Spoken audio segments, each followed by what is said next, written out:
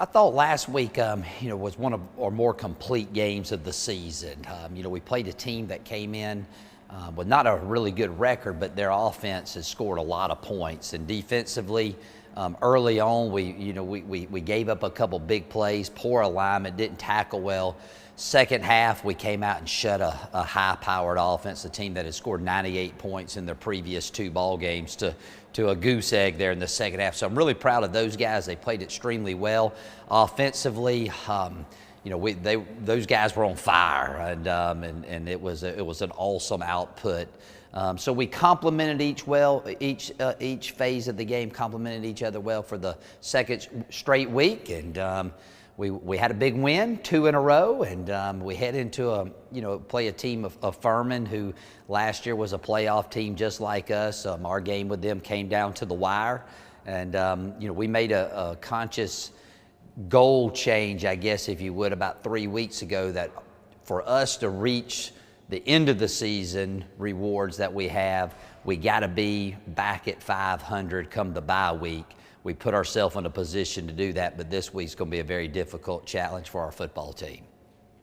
Should you be able to win Saturday and achieve that, getting back to 500, where do you feel like that would put you?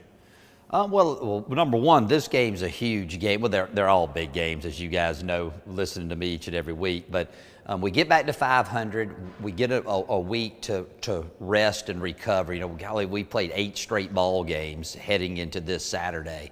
With some things that have happened and hopefully a couple things that could happen, we could find ourselves right in the middle of the Southern Conference race, and with some big games coming up after the break. So this game puts us, if we can win this one, it puts us right back in the thick of the conference title race. Back-to-back games, your offense looked really good after a few weeks where maybe you guys struggled a little bit.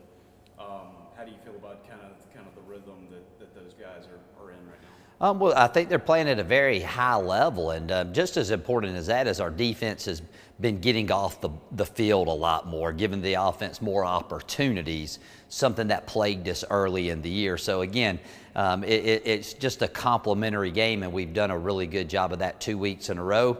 We've pressed the tempo a lot more on offense than we did early in the season, and it's allowed our guys to go out there and make some big plays. So that it'd be nice to be able to do the same thing this week, but we go on the road, a very good football team, a team that beat Wofford last week pretty handily. You just never know in this conference. This is one you got to show up each and every week and be ready to play. That's where I was going next. Furman just put it on Wofford pretty good. What kind of challenges did they present? I think defensively they're very multiple in what they do. They show you a lot of different looks. And then offensively, they're very multiple. They run a little bit of the wishbone. They run some option plays. They have a lot of gadget plays. They have a lot of throwback, misdirection type stuff. They're a very good football team, and I think they're a lot like us. The schedule was very difficult early on. Not that it gets any easier, but you ran into a couple tough teams. I mean, golly, they played Elon, who beat James Madison a few weeks ago early in the season. And if you remember, Furman got on a roll about midway through the season and won 6 straight until we beat them last year. So I think it's 2 dangerous football teams that are playing very well right now, and hopefully we'll have enough firepower to go out there and score one more point than they do. We're about to talk to KJ. What has he meant to your team, and how big is, I guess, the chemistry between him and Devlin, and how important is he going to be, going down the stretch here? Well, he's a guy that has to get the ball in his hands a bunch of times each and every Saturday for us to have a chance to win. We all know that. So do the other teams know that. But him and Devlin have a good rapport with each other, which shows each week. No matter the outcome, both of them seem to be able to hook up a good bit on Saturday. But he's a tremendous player. We all know that. He's made play after play after play. And, him getting the opportunity to be on the Peyton watch list is just a testament to his hard work and the way he plays on Saturday. So we're very happy for him, and hopefully he can have another big game this upcoming Saturday.